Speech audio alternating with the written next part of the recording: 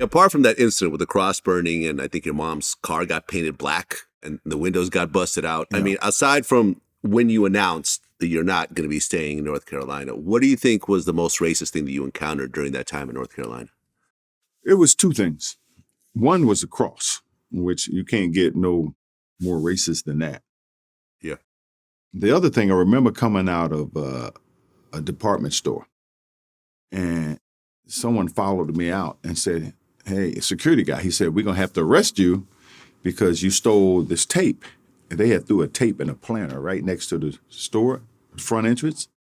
And it was crazy because I'm looking at him. I'm like, I had $3,000 in my pocket then. I said, I'm going to steal a $5 tape. Are you kidding? But I knew what it was. It's because of the decision I made. So my cousin, who was on the police force, he was the one who they called.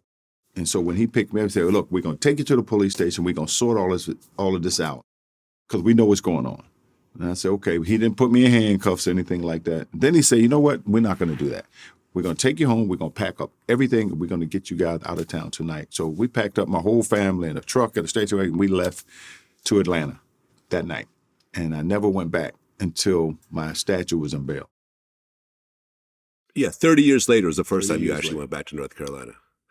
So that's crazy. So if your cousin wasn't the cop that got called, let's just say like one of the racist white cops got called that day, you could have potentially gotten arrested and God knows what would happen. It could have next. ended up worse. It could have ended up worse. But lucky for me that if a lot of the people that was around that town, especially the people that I was close to, they all knew. They all knew what was going on. And hey, I even had some relatives that didn't like that decision. You know, got in fights, family got in fights, you know. But, you know, my brothers was the type of guy, they embraced that, though. Those guys were itching for a fight. So for them, they was right in their backyard. But, you know, I was trying to get out of that environment. And so the whole family moved to Atlanta.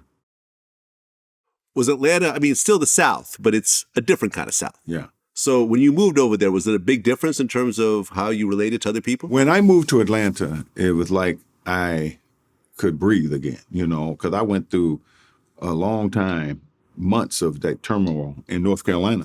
And it was because of the University of Georgia. The University of Georgia took care of me and my whole family, you know. They moved us out of North Carolina. My family ended up living in Atlanta so I could go back and forth. So to this day, man, can anybody say anything bad to Georgia? About Georgia to me, because they got me out of a really bad situation.